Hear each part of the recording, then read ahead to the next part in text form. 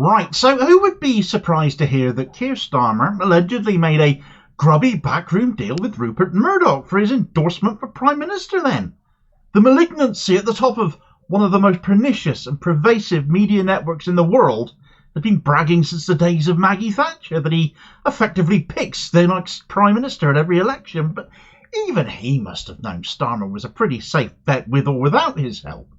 That didn't stop Starmer chasing the support of Murdoch's publications ahead of the general election at the 11th hour, though, it seems, as in exchange for that last-minute endorsement, which likely made no difference at all to the eventual outcome of the election.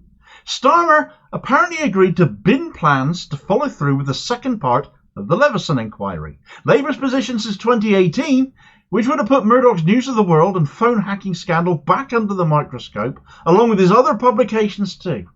The sleazy relationship between government and mass media will continue unabated under Starmer. So once again, no change there then.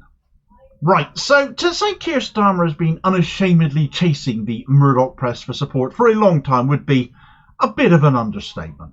But with his general election win virtually nailed on, he still went after Murdoch's approval, his assent, and has thrown away the prospect of further press regulation to gain it. He once went to Liverpool and told of the hurt caused to that city by Rupert Murdoch and by the scum newspaper, the guy who swore when standing for Labour leader that he wouldn't speak to the scum because he knew the hurt that hate rag had caused there. But he didn't bat an eyelid when it came to writing for them, no less afterwards. Sobbed the hurt caused. He wants to be PM, wanted to be PM, and now he is. And he's been courting creepy Uncle Rupert ever since. Or his publications, anyway. Murdoch is now allegedly retired, of course. But the scale of that courtship might be something we're all underestimating, because by the sound of things, Starmer isn't just tapping up those working for said publications for the occasional column. Apparently they can't get rid of him around Murdoch Towers. And it started long before he even entered politics. He was sniffing around back when he was still Director of Public Prosecutions at the Crown Prosecution Service. You might recall Starmer showed up along with Sunak and other senior politicians to Murdoch's summer party last year, but it wasn't his first visit. Starmer became DPP at the CPS in 2008, and he got an invite to the 2009 summer party too. In fact, between 2008 and 2013, Starmer's tenure as DPP, he accepted Murdoch's hospitality no fewer than 10 times. In fact, for all of his protestations about not wanting to speak to the scum, people from that rag were the only media people he actively chose to socialise with in his downtime, having lunched with the likes of Rebecca Brooks and Dominic Mullen, only ending when the phone hacking scandal broke in 2011. He put a little bit of distance between them and himself at that point. But in fact, Starmer stopped declaring his hospitality after 2011, so between then and 2013, there's actually no record of who he may or may not have attended further hospitality events with. From an official DPP perspective, though, he did attend lunches and drinks with journalists from The Scum, The Times, Sunday Times, that 2009 summer party of Murdoch's, and also the Times Christmas party, as it happens. Consider the rest of the British media for a moment, all the non-Murdoch ones. All in all, Starmer accepted hospitality collectively from them just 6 times by comparison, and attended no other organisation parties. All in all, Starmer is known to have hobnobbed with journalists as DPP some 20 times. So let's fast forward a little bit. Let's get past this DPP at the CPS business. Goodness knows Starmer talks enough about that as it is without me going on about it as well. He became an MP in 2015, as we know, and he served in Corbyn's shadow cabinet, and there was much leaking to the media at that point, wasn't there? Every time there was a bit of a heated argument involving Corbyn behind closed doors at the Labour Party, those anonymous Labour sources came out in the media, didn't they? But it was quite a coincidence when many of the Times journalists reporting on such actions happened to also be people Starmer used to enjoy lunch with. Was he one such anonymous source, therefore? Well, we can't say for sure. Obviously, that would be libelous, wouldn't it? But he certainly did have the connections to do so if he were so inclined. Of course, Starmer later became Labour leader, and his first interview went on to former lunch partner from the Times and stuffed behind a paywall as he has done so often ever since. Starmer attending Murdoch's summer party last year, and everyone who went was chosen by Murdoch to go, and apparently everyone had a 5-minute one-to-one session with him where he basically held court in effect And our country's leading politicians, all the ones who went there, from Starmer to Rachel Reeves, now Chancellor, Wes Streeting, now in charge of health, Rishi Sunak, Sadiq Khan, and more, would have met with him as if they were meeting the king. But less well reported was the fact that earlier the same day, Starmer was in attendance at the News Corp CEO Summit, and one News Corp source has said we can't keep him away. So all in all, is it any surprise really at this point, going into this general election, that Starmer went creeping to the Murdoch press once again to win their assent, their backing, their anointing in practice to back him, even when that backing actually only came in the final days of the election campaign?